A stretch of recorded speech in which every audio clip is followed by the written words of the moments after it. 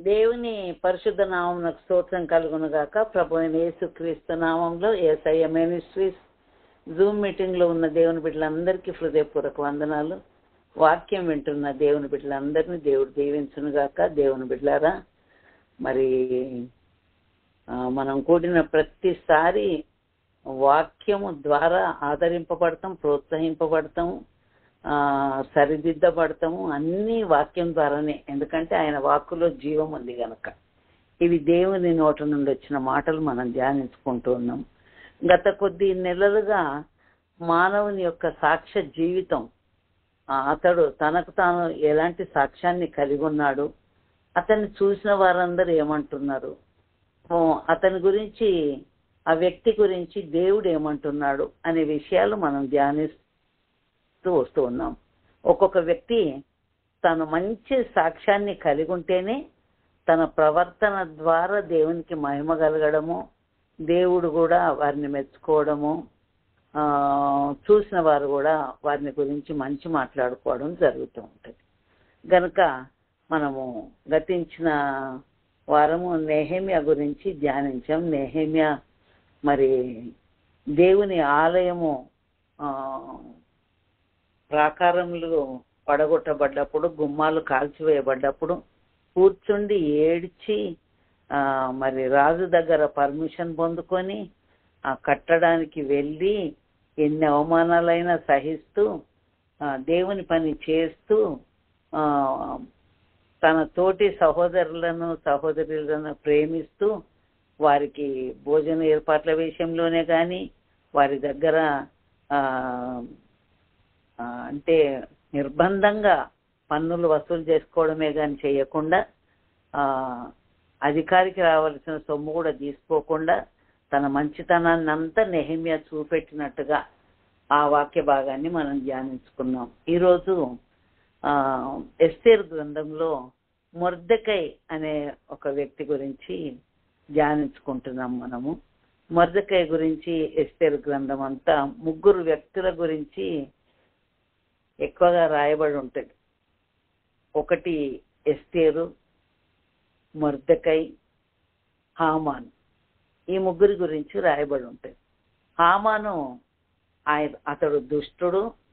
మరి యూదులకు విరోధంగా శాసనం తయారు చేయించి యూదా గోత్రమును నిర్మూలించడానికి కంకణం కట్టుకున్న అసూయ పరుడు అని చెప్పొచ్చు, దుర్మార్గుడు అని కూడా చెప్పొచ్చు. కానీ హామాను ద్వారా కలిగిన ఆ కీడు గురించి మొర్దెకై ఎంతగా ప్రార్థించాడో, ఎంతగా ప్రయాసపడ్డాడో ఆ విషయాన్ని మనం చూడొచ్చు. మొర్దెకై గురించి చెప్పాలి అనంటే, అతడు యూదా జనాంగ రక్షణ కొరకు, వారి క్షేమం కొరకు ప్రయాసపడిన వ్యక్తి. హామానేమో యూదులను సంహరించడానికి దురుపాయం పన్నినటువంటి వ్యక్తి. దేవుని బిడ్డలారా, ఒక వ్యక్తి అన్నప్పుడు మంచి కొందరు ఉంటుంది, చెడు కొందరు లోపల ఉంటుంది. కొంతమంది లోపల మంచి పర్సంటేజ్ చాలా ఎక్కువగా ఉంటాయి. కొంతమంది స్వప్రయోజనాన్ని విచారించుకుంటూ ఆ విధంగా దేవుని కార్యాలను నిర్లక్ష్యం చేస్తూ, సమాజంలో ఉన్న మానవుల యొక్క కార్యాలను కూడా నిర్లక్ష్య పెడుతూ స్వార్థపూరితమైన జీవితం జీవిస్తారు. కానీ మొర్దెకై దేవుని జనాంగం కొరకు ఆయన ఎంత ప్రయాసపడ్డాడో, ఒక తల్లిదండ్రి లేని బిడ్డ యొక్క భవిష్యత్తు కొరకు ఏ విధంగా మరి ఆ బిడ్డను పెంచాడో, ఏ విధంగా తను రాజుకు భార్య కావడానికి ప్రయాసపడ్డాడో, చెరపట్టబడిన యూదుల గురించి, చెరపట్టబడిన దేవుని జనాంగం కొరకు ఆయన ఎంత ప్రయాసపడ్డాడో ఆ విషయాలు మనం ఈరోజు ధ్యానించుకుందాం. ఆ వాక్యము ఎస్తేరు గ్రంథము 2వ అధ్యాయము 5 నుంచి 7 వచనాల వరకు చదువుతాం మొదటిగా. తర్వాత మీరు ఒకవేళ చూస్తే 10వ అధ్యాయంలో అంతా మొర్దెకై గురించి, అంటే చాలా చిన్న అధ్యాయము 10వ అధ్యాయము 3 వచనాలే ఉన్నది. అందులో మొర్దెకై గురించే రాయబడి ఉంటుంది 10వ అధ్యాయం. సరే, అసలు ఈ మొర్దెకై ఎవరు అనే దానికి పరిచయం కొరకు నేను ఈ వాక్యం చదివిపిస్తున్నా. 2వ అధ్యాయము 5వ వచనం. షూషాను కోటలో బెన్యామీనీయుడగు కీషునకు పుట్టిన షిమీ కుమారుడగు యాయీరు వంశస్థుడైన మొర్దెకై అను ఒక యూదుడుండెను. బబులోను రాజైన నెబుకద్నెజరు యూదా రాజైన యెకొన్యాను పట్టుకొని పోయినప్పుడు అతడు యెకొన్యాతో కూడా యెరూషలేము నుండి చెరపట్టబడిన వారిలో ఒకడు. తన పినతండ్రి కుమార్తె అయిన హదస్సా అను ఎస్తేరు తల్లిదండ్రులు లేనిదై ఉండగా అతడు ఆమెను పెంచుకొనెను. ఆమె అందమైన రూపమును సుందర ముఖమును గలదై ఉండెను. ఆమె తల్లిదండ్రులు మరణం పొందిన తర్వాత మొర్దెకై ఆమెను తన కుమార్తెగా స్వీకరించెను. సరే, దేవునికి స్తోత్రం. చదవబడిన వాక్య భాగంలో దేవుని జనాంగము, గాడ్స్ ఓన్ పీపుల్ ఇజ్రాయెల్. యాకోబు యబ్బోకు రేవు దగ్గర పెనుగులాడినప్పుడు యాకోబు పేరును దేవుడు ఇశ్రాయేలుగా మార్చి యాకోబు నుండి వచ్చిన 12 గోత్రాల నుండి వచ్చిన ప్రజలను ఇశ్రాయేలీలుగా సంబోధించి వారి కొరకు ఎన్నో వాగ్దానాలు, ఎన్నో ఆశీర్వాదాలు దేవుడు అనుగ్రహించాడు. అయితే ఈ ఇశ్రాయేలీల్లో ప్రాముఖ్యంగా లేయాకు పుట్టిన కుమారుడైన యూదాను మరి దేవుడు కోరుకొని యూదా గోత్రం నుండి ప్రజలను పరిపాలించే అధిపతి వస్తాడని, యేసు ప్రభు యూదా గోత్రంలోనే వస్తాడని ఆ విషయాలు మనం వాక్యం ద్వారా తెలుసుకోవాలి. సరే, ఈ యూదులు చాలా తెలివైన వారండి. ఇశ్రాయేలీలలో యూదా జనాంగము చాలా ప్రత్యేకమైంది కూడా. సరే, షూషాను కోటలో బెన్యామీనుడగు కీషునకు పుట్టిన షిమీ కుమారుడగు యాయీరు వంశస్థుడైన మొర్దెకై అనొక యూదుడుండెను. మొర్దెకై, అతని పేరు మొర్దెకై. అతడు షూషాను కోటలో నివసించేవాడు. అతడు యూదుడు. అంతేకాదు, బబులోను రాజైన నెబుకద్నెజరు ఈ ఇశ్రాయేలీల మీదకి యెరూషలేము మీదకి వచ్చి యెరూషలేములోను యూదా ప్రాంతాల్లో ఉన్న వారిని అందరినీ చెరపట్టుకొని తీసుకొని వెళ్ళినప్పుడు రాజైన యెకొన్యాను, యూదా రాజైన యెకొన్యాను పట్టుకొని వెళ్ళిపోయాడు. అతనితో పాటు మొర్దెకైను కూడా తీసుకొని వెళ్ళిపోయాడు. సరే, మొర్దెకైకి హదస్సా అనే ఎస్తేరు తల్లిదండ్రులు లేనిదై ఉండగా అతడు ఆమెను పెంచుకొనెను. అంటే మొర్దెకైకి ఎస్తేరుకున్న బంధుత్వం ఏంటి అనంటే, మొర్దెకై యొక్క పినతండ్రి కుమార్తె ఎస్తేరు, అంటే చెల్లెలు వరుస అవుతుంది, చిన్నాయన కూతురు, మొర్దెకై యొక్క చిన్నాయన కూతురు. కానీ తల్లిదండ్రులు ఎస్తేరుకు ఇరువురు చనిపోయిన కారణాన మొర్దెకై ఆమెను కుమార్తెగా స్వీకరించి అతడే పెంచుకున్నాడు. కుమార్తెగా స్వీకరించి పెంచుకున్నా కూడా ఆ కుమార్తెను ఎలాగ పెంచాడంటే, ఎంతో విధేయత కలిగిన కన్యకగా, మరి ఎలాగూ బ్రతకాలి, రూల్స్ అండ్ రెగ్యులేషన్స్ ఏంటి, ఎలాగూ నియమ ప్రకారం ఉండాలనే పద్ధతులన్నీ ఎస్తేరుకు నేర్పిస్తూ పెంచుకున్నాడు. అందుకే ఎస్తేరు ఆమె ఎంతో లోబడిన స్త్రీ అని, ఎంతో ఆత్మీయంగా సౌందర్యవతిగా మనం వాక్య భాగంలో చూడవచ్చు. సరే, ఈరోజు ఎస్తేరు నా యొక్క ముఖ్య అంశం కాదు, కానీ మొర్దెకై నా యొక్క ముఖ్య అంశం. గనుక మొర్దెకై గురించి మాత్రమే చెప్తాను. దేవుని బిడ్డలారా, బానిసగా చెరపట్టబడి బబులోనుకు కొనిపోబడ్డాడు మొర్దెకై. బబులోనుకు కొనిపోబడ్డప్పుడు తాను పెంచుకున్న తన చిన్నాయన కూతురైనటువంటి ఎస్తేరును కూడా తీసుకొని వెళ్ళిపోయాడు. వెళ్ళిపోయిన తర్వాత ఆ యొక్క బబులోను సామ్రాజ్యం తర్వాత పారసికపు సామ్రాజ్యం వచ్చిందండి. ఆ పారసికపు రాజులే కోరేషు రాజు, అహశ్వరోషు, అర్తహషస్త, దర్యావేషు, బెల్షాసరు, వీళ్ళందరూ ఆ యొక్క దర్యావేషు వీళ్ళందరూ పారసికపు రాజు. సరే, ఏది ఏమైనా కూడా పారసికపు రాజైన కోరేషును దేవుడు ప్రేరేపించి ఆ యెరూషలేము దేవాలయమును కట్టుమని పంపించినప్పుడు నెహెమ్యాతో పాటు యూదులందరూ వెళ్ళి ఆ దేవాలయమును కట్టుకున్నారు. సరే, బబులోనుకు చెరగా రాబడ్డటువంటి మొర్దెకై కూడా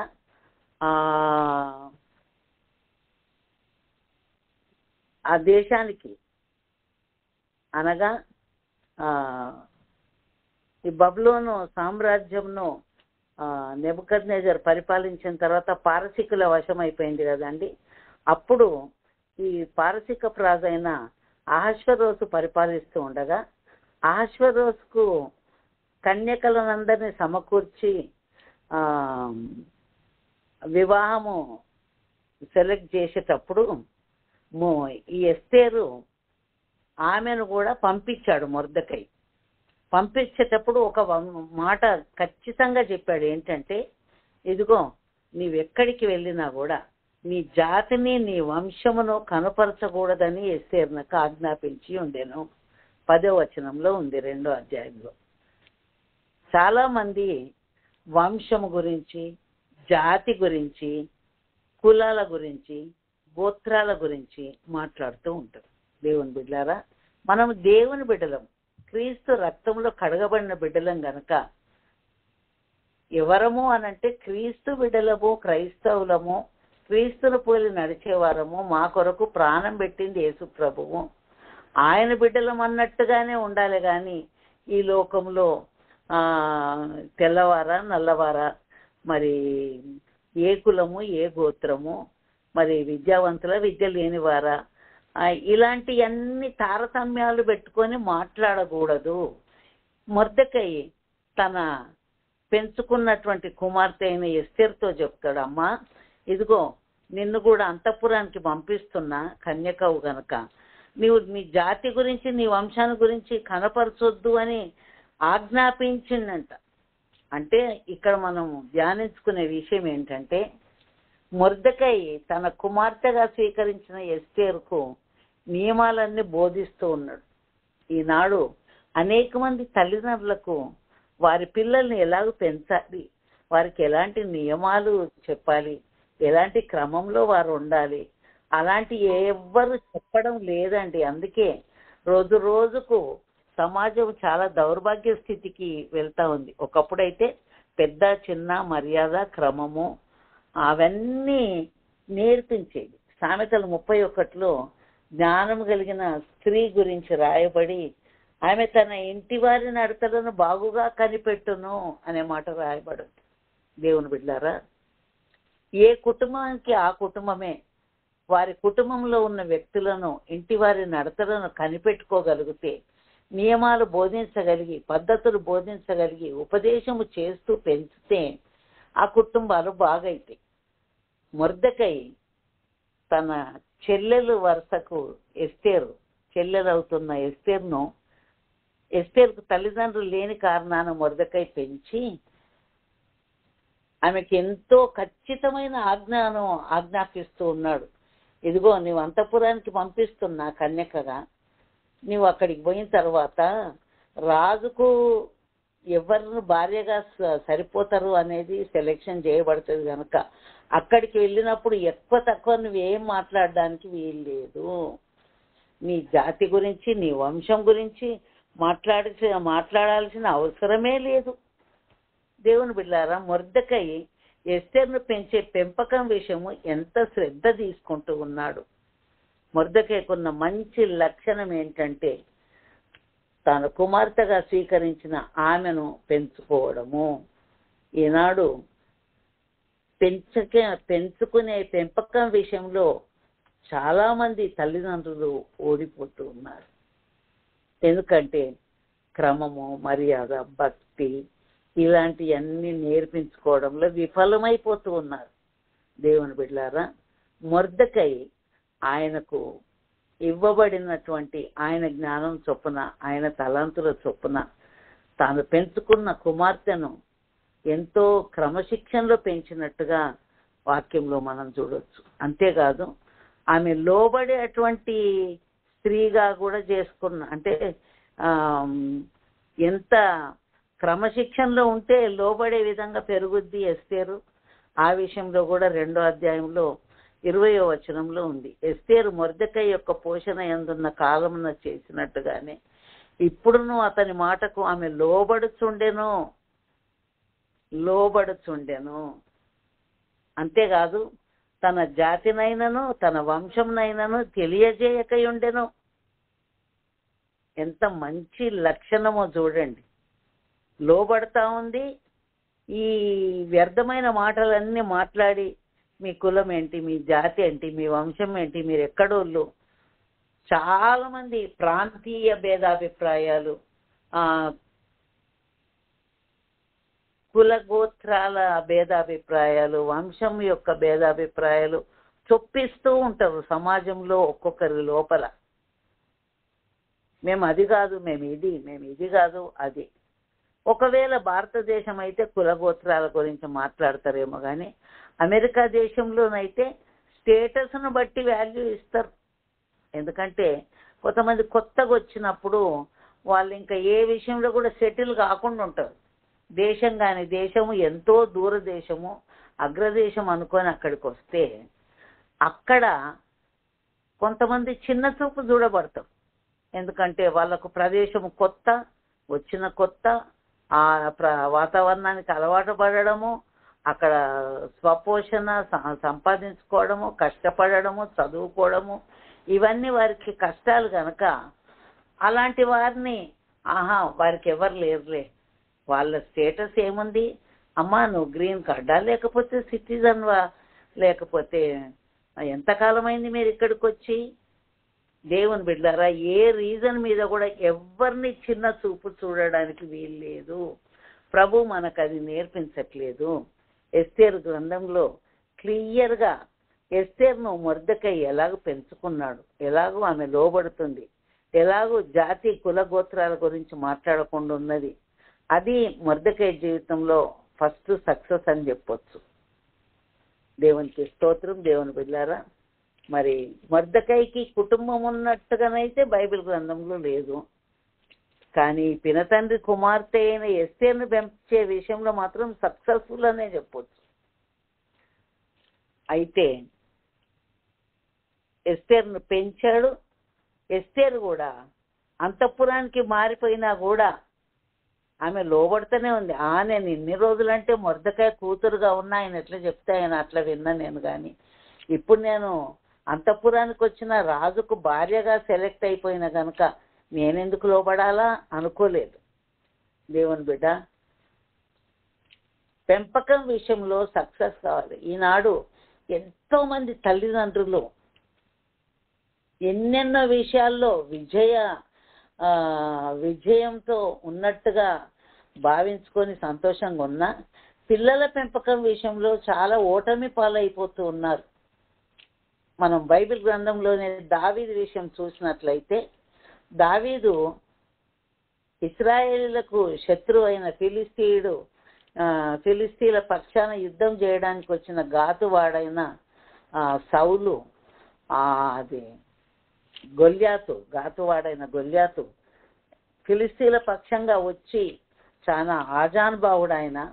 అయితే ఆయన యుద్ధానికి వచ్చినప్పుడు ఈ యొక్క బాలుడైనటువంటి దావీదు గొల్యాతును జయించినట్టుగా మనము వాక్యంలో చూడవచ్చు.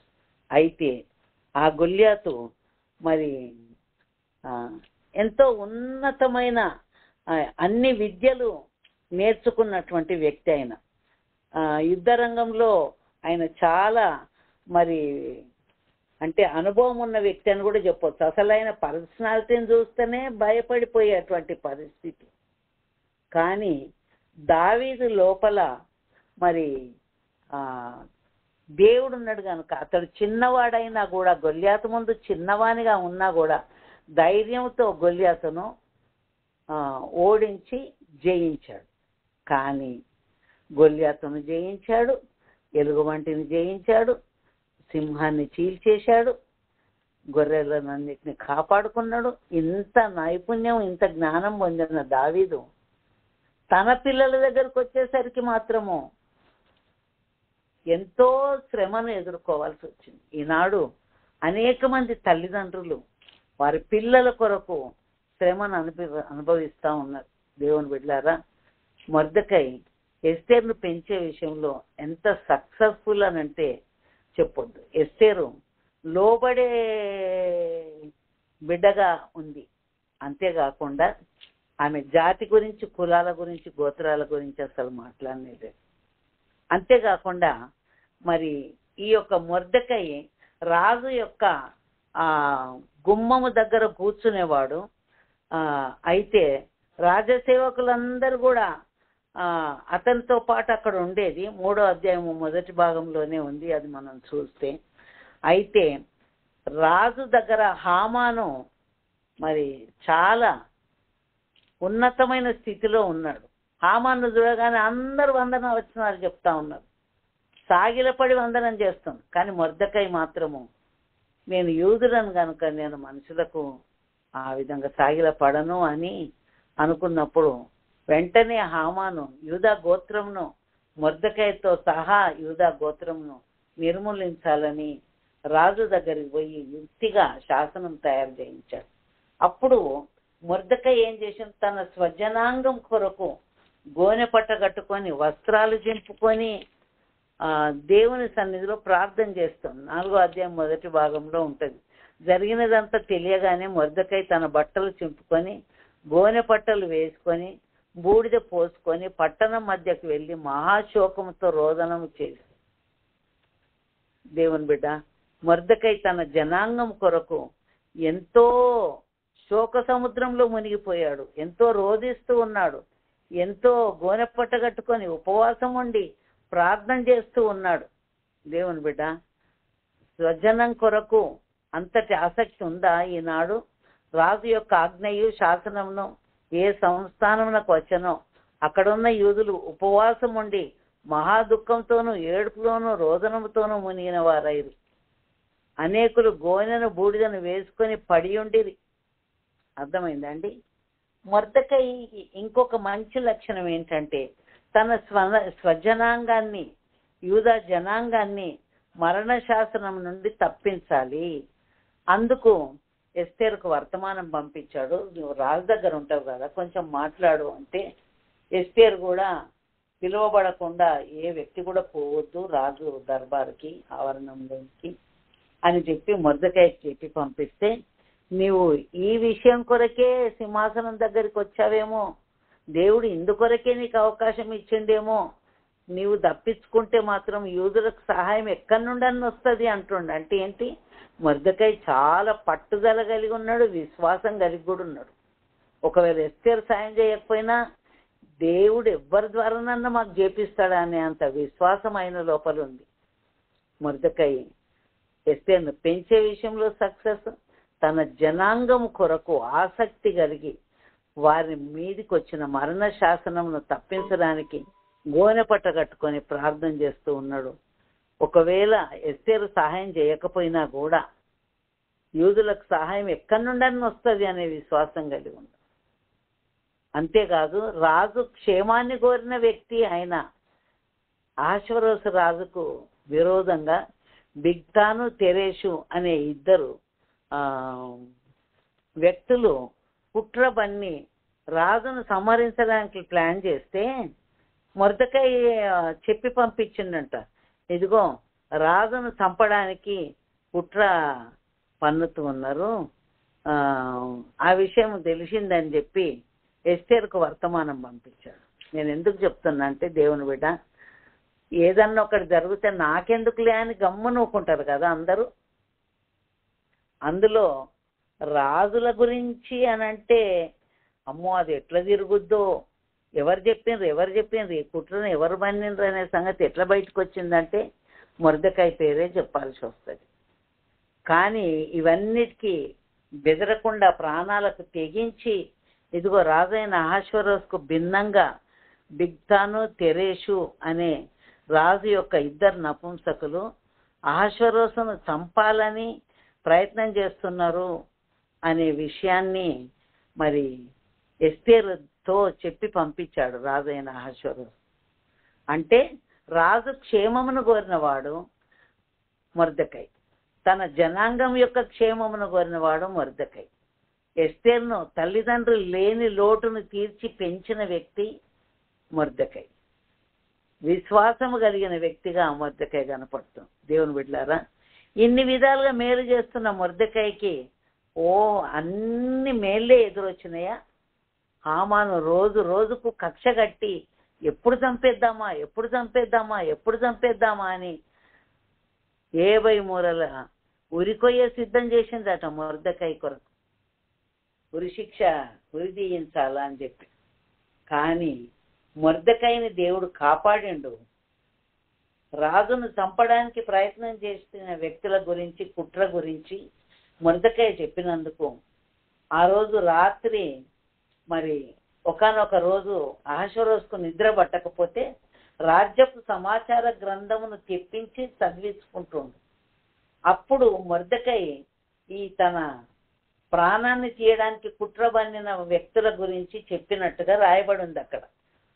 అహష్వేరోషు అన్నాడు, మరి నా ప్రాణాన్ని తీయడానికి చంపడానికి యత్నించిన వారి గురించిన కుట్ర మొర్దెకై వచ్చి చెప్పిండు కదా, చెప్పి పంపించాడు కదా ఎస్తేరు తోటి, మరి ఆయన నా ప్రాణాన్ని కాపాడినందుకు ఏదైనా ఆయన సన్మానం చేసినామా అంటే ఏమి చెయ్యలేదు అని ఆ రాజ్యపు సమాచార గ్రంథంలో ఉంది. వెంటనే మొర్దెకైని గణపరచడానికి ఉద్దేశించి బయట ఆవరణలో ఎవరున్నారో పిలువమన్నప్పుడు అక్కడ హామాను ఉన్నాడు. ఎందుకున్నాడో తెలుసా అండి? మొర్దెకైని ఉరిదీయించడానికి పర్మిషన్ అడుక్కోవడానికి ఉన్నాడు ఆయన. పర్మిషన్ అడుక్కుందామని ఆయన ఉంటే రాజు లోపలికి పిలిచి, రాజు గణపరచని అపేక్షించే వారికి ఏం చెయ్యాలా అంటే, రాజు నన్నుగాక ఇంకెవరిని గణపరుస్తాడు, నా సీటే కదా ఉన్నతంగా చేసిండు, నా పీఠమే కదా హెచ్చించిండు గనుక రాజవస్త్రాలు ధరించాలా, రాజు ఎక్కే గుర్రం ఎక్కాలా, రాజ సేవకులలో గనులైన వారు ఒకరు ముందు నడవాలా, రాజు ధరించే ఉంగరం పెట్టాలా అని అన్ని చెప్పుకున్నాడు. ఎందుకు చెప్పుకున్నాడు? రాజు నన్నే గణపరుస్తాడు అనుకొని చెప్పుకున్నాడు ఇవన్నీ. అంటే హామాను యొక్క దురుద్దేశం ఏంటంటే, రాజు లాగానే బట్టలు వేసుకొని రాజున్న స్థానంలో ఈయన కూర్చోవాలా అనేది ఈయన ఉద్దేశం. కానీ దేవుని బిడ్డ అహష్వేరోషు అంటాడు, సరే నువ్వు చెప్పినావు కదా హామాను, రాజు గణపరచాన్ని అపేక్షించిన వారికి ఇవి చేయమని చెప్పినావు కదా, అయితే ఆ ఆవరణలో బయట గుమ్మం దగ్గర కూర్చున్న మొర్దెకైకి నువ్వు చెయ్యి అట్లనే అని చెప్పు. అంటే విషయం ఏంటి? మొర్దెకై తన జనాంగం కొరకు ఉపవాస ప్రార్థన చేయడానికి గోనెపట్ట కట్టుకొని కూర్చుంటే గోనెపట్ట విడిపించి సంతోష వస్త్రము ధరింపజేశాడు దేవుడు, రాజవస్త్రము ధరింపజేశాడు. చంపడానికి ప్రయత్నం చేసి పర్మిషన్ అడుక్కుందామనేమో హామాను వస్తే, అదే హామాను తోటి మొర్దెకైని ఊరేగించి గణపరిచాడు. ఈ వాక్యం వింటున్న దేవుని బిడ్డలారా, ఇక్కడ ఉన్న విషయం ఏంటంటే, మనల్ని హింసించాలని, ఇన్సల్ట్ చేయాలని, బాధ పెట్టాలని, లేకపోతే అవసరమైతే చంపాలి అన్నంత ఉక్రోషంతో ఉండేవారి ముందు దేవుడు పైకి లేవనెత్తి గణపరుస్తాడు అనే విషయాన్ని తెలుసుకోవాలి. మొర్దెకై నిజంగా ఎన్నో శ్రమలు అనుభవిస్తూనే తన జనుల క్షేమాన్ని కోరుతూ ఉన్నాడు, రాజు క్షేమాన్ని కోరుతూ ఉన్నాడు, ఎస్తేరు క్షేమాన్ని కోరుతూ ఉన్నాడు. ఇన్ని విధాలుగా ఎదుటివారి క్షేమం కోరిన వ్యక్తి గనకనే మొర్దెకైని దేవుడు గణపరిచాడు. దేవుని బిడ్డ, ఎదుటివారి క్షేమమును కోరే వ్యక్తులంగా ఉండాలి. యోబు గ్రంథం 42వ అధ్యాయం 10వ వచనంలో రాయబడి ఉంటది, యోబు తన స్నేహితుల నిమిత్తము ప్రార్థన చేయగా దేవుడు అతని క్షేమ స్థితిని అతనికి మరలా దయచేసను, రెండంతలు మొదట ఆశీర్వదించిన దానికంటే అధికముగా రెండంతలు ఆశీర్వదించాడని యోబు 42:10వ వచనంలో రాయబడింది. మొర్దెకై కూడా జనుల క్షేమం కొరకు, యూదా జనాంగం క్షేమం కొరకు, రాజు క్షేమం కొరకు, తల్లిదండ్రులు లేని బిడ్డ క్షేమం కొరకు ప్రయాసపడుతుండ గనుకనే అతన్ని గణపరిచి హెచ్చించి ఒక ప్రధానమంత్రిగా 10వ అధ్యాయంలో ఉంటది, ఎస్తేరు గ్రంథం 10వ అధ్యాయంలో ఉంటది. హామాను అహష్వేరోషు దగ్గర ప్రధానమంత్రిగా ఉన్నాడంట.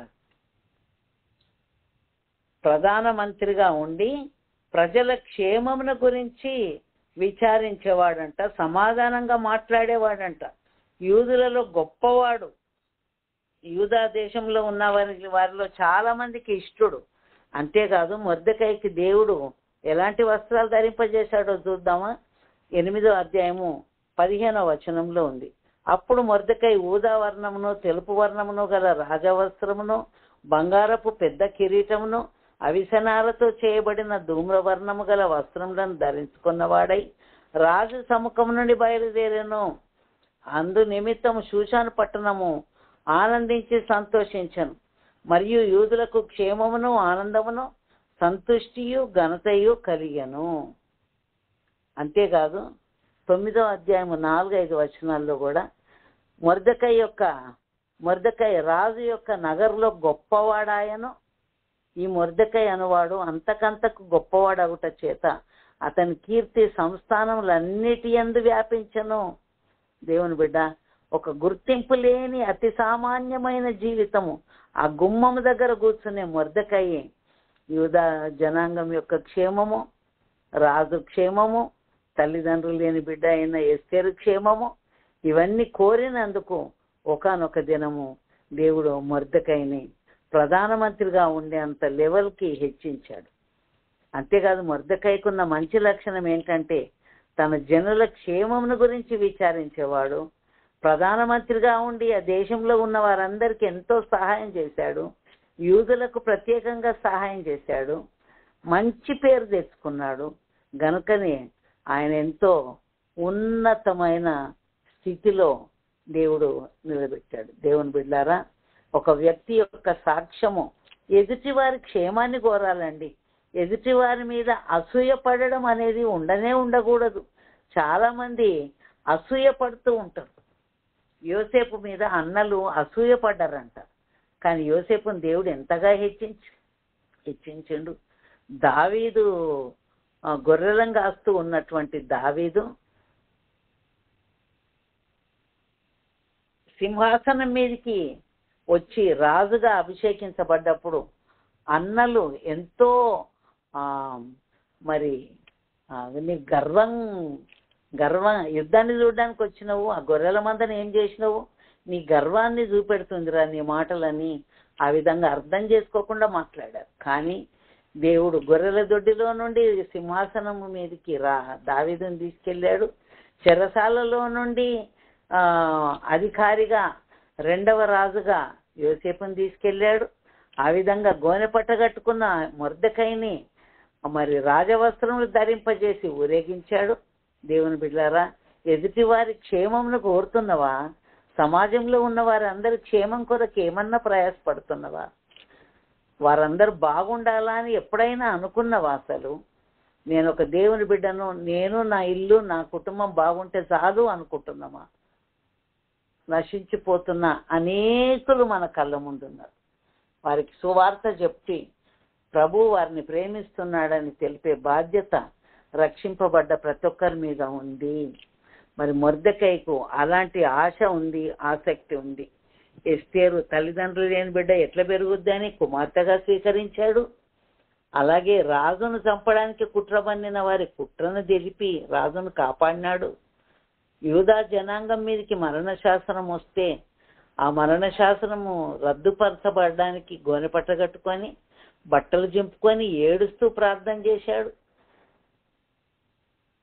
అతడు మొర్దెకై ప్రధానమంత్రిగా నియమింపబడ్డ తర్వాత తన జనుల యొక్క క్షేమమును గురించి విచారించేవాడు. విచారించడం అంటే చింతపడ్డాడని కాదు, ఎంక్వైరీ చేసేవాడు. పలానా బ్రదర్ బాగుండా, పలానా సిస్టర్ బాగుందా, ఆ పిల్లలు ఏం చేస్తున్నారు, ఆ పిల్లలు చదువుకుంటున్నారా, వాళ్ళకు మనం ఏమన్నా సపోర్ట్ చేద్దామా, లేకపోతే వాళ్ళని మనం చూసుకుందామా? ఎందరో ఉన్నారండి, తల్లిదండ్రులు లేని వారు ఉన్నారు, పరదేశులు ఉన్నారు, హోమ్లెస్ పీపుల్ ఉన్నారు, ఎందరో ఉన్నారు మన కళ్ళ ముందు. అలాంటి వారికి మనం ఎలాగూ ప్రయోజనకరంగా ఉన్నాము. మొర్దెకై నిజంగా ఎందరికో ప్రయోజనకారకుడుగా ఉన్నాడు, ఎంతో మంచి సాక్ష్యాన్ని కలిగి ఉన్నాడు. అందుకే మొర్దెకైని దేవుడు ఉన్నతంగా ఆశీర్వదించి ప్రధానమంత్రి స్థానంలో నిలబెట్టాడు. దేవుని బిడ్డ, మనము ఎదుటి వారి కొరకు, వారి యోగక్షేమాల కొరకు ఎంత ప్రయాసపడుతున్నాము? నేను మిమ్మును మీ పిల్లలను పోషించేదను అని యోసేపు ఆదికాండం 50వ అధ్యాయంలో అంటాడు. తండ్రి చనిపోయిన తర్వాత మీరు ఎందుకు దుఃఖపడుతుండ్రు, నేను మిమ్మును మీ పిల్లలను కూడా పోషిస్తా, నన్ను మీరు కక్ష కట్టి అమ్మేసిండ్రు కదా, మీకు ప్రతీకారం చేస్తా, నేను శిక్ష విధిస్తా అనలే యోసేపు. అంత మర్చిపోయి క్షమించి ప్రేమించాడు. దేవుని బిడ్డ, క్షమించి ప్రేమించే మనసు ఉందా జీవితానికి? ఆ విధంగా ఉంటే దేవుడు కూడా సంతోషపడతాడు, మనల్ని చూసినప్పుడు మెచ్చుకుంటాడు. ఈ మొర్దెకైని మెచ్చుకొని ప్రధానమంత్రిగా నియమించి మరి దేవుడు ఉన్నతమైన ఆశీర్వాదాలు ఆయనకిచ్చి ఊదారంగ వస్త్రాలు ధరింపజేసి ఆయనను ఉన్నతంగా దేవుడు ఉంచాడు. దేవుని బిడ్డలారా, ఒక క్రైస్తవ బిడ్డలమని చెప్పుకుంటున్నాం. మనం ఎలాంటి సాక్ష్యాన్ని సమాజంలో కలిగి ఉన్నాం? సమాజంలో మరి అనేకులను ప్రేమించే వ్యక్తులంగా మనం ఉండాలి, సాక్ష్యాన్ని కాపాడుకునే వ్యక్తులంగా ఉండాలి, ఎదుటి వారి క్షేమమును కోరే వ్యక్తులంగా ఉండాలి. వాళ్ళకి ఏ రకమైన మేలు చెయ్యాలా, ఏ విధంగా నేను పనికి వస్తా, ఏ విధంగా నేను సహాయకారినిగా ఉంటా అని ఆలోచించి మొర్దెకై ప్రయాసపడ్డాడు. అందుకే ఈరోజు కూడా ఆయన గురించిన సాక్ష్యము మనం చెప్పుకుంటూ ఉన్నాం. కనుక దేవుని స్తోత్రం. దేవుని బిడ్డలారా, ఎదుటి వారి క్షేమమును గూర్చి ప్రార్థించే వారంగా ఉన్నామా? ఎదుటి వారి కొరకు మంచి ఉపదేశం చేసే వారంగా ఉన్నామా? యోబు అంటాడు, నేను పెద్దనై కూర్చుండి వారికి మార్గంలో నేర్పరిచితిని. యోబు కూడా ఎదుటి వారి క్షేమం కొరకు, తల్లిదండ్రులు లేని వారి కొరకు, విధవరాన్ల కొరకు ఎంతో ప్రయాసపడిన వ్యక్తి. అందుకే ఆయన సాక్ష్యం కూడా అలాగ నిలిచిపోయింది. దేవుని బిడ్డ, నీకు నాకు మంచి సాక్ష్యము ఉండాలి అని అంటే మనం దేవుని బిడ్డలంగా జీవిస్తూ దేవుని వాక్యానుసారంగా ఉండడానికి దేవుడు తన కృప మెండుగా మనందరికీ దయచేయునుగాక. ఆమేన్. వాగ్దాన వాక్యం 73వ కీర్తన 1వ వచనం చదువుతున్నానండి. ఇశ్రాయేలు ఎడల, శుద్ధ హృదయుల ఎడల నిశ్చయముగా దేవుడు దయాళుడై ఉన్నాడు. ఎంత శుద్ధ హృదయం కలిగి ఉంటే అంత దయ చూపించే దేవుడు మన దేవుడు. మనం దీన దశలో ఉన్నప్పుడు ఆయన మనల్ని జ్ఞాపకం చేసుకునే దేవుడు. అహంకారులను ఎదిరించి దీనిలో కృప చూపే దేవుడు. మొర్దెకై ఎంతో దీన దశలో ఉండి మరి తన జనుల క్షేమమును గురించి, రాజు క్షేమమును గురించి, తల్లిదండ్రులు లేని బిడ్డ అయిన ఎస్తేరు క్షేమం గురించి ఎంతో ప్రయాసపడ్డాడు. బహుశా అందరూ అనిండొచ్చు, ఈ మొర్దెకై చేయబట్టి మన మీదికి మరణ శాసనం వచ్చింది, ఈయన ఎందుకు ఇట్లా చేసిండు అనొచ్చు. కానీ ఆయనకు ఒక క్రమం ఉంది, ఒక కట్టుబాటు ఉంది. నేను యూదులను గనక నేను ఆ పని చెయ్యజాలను. తన్ను తాను ప్రత్యేకించుకున్నాడు గనక దేవుడు ఆయన పక్షంగా ఉన్నాడు. ఈనాడు క్రైస్తవ ప్రత్యేకతనే లేదు అసలు. లోకంలో అన్యులందరూ ఏ విధంగా విచ్చలవిడిగా జీవిస్తారో, దేవుని ఎరగని వారు ఏ విధంగా విచ్చలవిడిగా జీవిస్తారో అలాంటి విచ్చలవిడి జీవితం అలవాటైపోయిందండి మనుషులకు. దేవుని బిడ్డ, మనకొక నియమం ఉంది, మనకొక క్రమం ఉంది, మనకొక పద్ధతి ఉంది. పద్ధతి ప్రకారం, నియమ ప్రకారము, రూల్స్ అండ్ రెగ్యులేషన్స్, దేవుని న్యాయ విధి ప్రకారంగా జీవిస్తే అనేకులకు మనం ఆశీర్వాదకరంగా ఉంటాము. దేవుడు మనందరినీ దీవించునుగాక.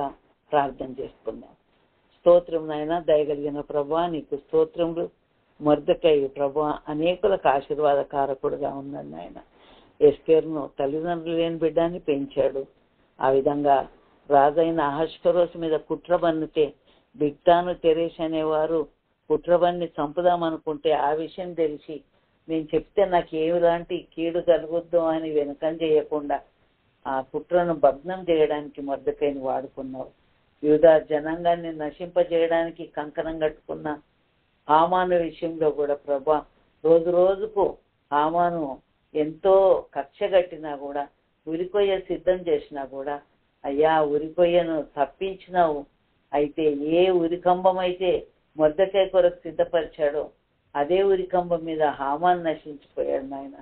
అవును ప్రభు, మేము ఎదుటి వారిని చెరపాలనుకుంటే అది మా మీదకే వస్తుందని బైబిల్ చెప్తా ఉంది. గుంటను త్రవ్వువాడే దానిలో పడును. వాళ్ళను ఎవరైతే వాళ్ళను ఒడ్డుతారో, దేవా వారు నా కొరకు వాళ్ళను ఒడ్డిరి, నేను తప్పించుకొని పోతుండగా వాడు అందులో చిక్కుబండు కాక అని దావీదు అంటాడు. నిజమే నాయన. ఎవరైతే ఉచ్చులు వలలు చిక్కించుకోవాలని పన్నాగాలు పన్నుతారో అలాంటి వారే అందులో చిక్కుతారని మాకు బైబిల్ తేటగా చెప్తుంది కనుక నాయన తండ్రి, మేము ఎప్పుడు కూడా ఎదుటి వారి కొరకు హాని తలపెట్టే వారంగా ఉండకుండా యథార్థవంతులను దుర్మార్గమందు చొప్పించువారు తాము త్రవ్విన గుంటలో తామే పడుదురు, యథార్థవంతులు మేలైన దాన్ని స్వతంత్రించుకుందురని సామెతలు 28:10 ఉంది ప్రభా. అవును నాయన, ఎదుటి వారి క్షేమాన్ని కోరుతూ యథార్థంగా జీవిస్తూ మేలు చేస్తూ బ్రతకడానికి ఉన్న కృప దయచేయమని ఈరోజు మీరు ఇచ్చిన వాక్యాన్ని బట్టి మీకు వందనాలు చెల్లిస్తూ యేసు నామమున ప్రార్థిస్తూ ఉన్నాను కన్న తండ్రి. ఆమేన్. తండ్రి అయిన దేవుని ప్రేమ, ప్రభు అయిన యేసుక్రీస్తు కృప, పరిశుద్ధాత్మ దేవుని సహవాసము, ఆదరణ, కాపుదల ఆయన సన్నిధిలో తల వంచిన బిడ్డలకు సకల పరిశుద్ధులకు నిత్యము తోడైండి నడిపించును గాక. ఆమేన్.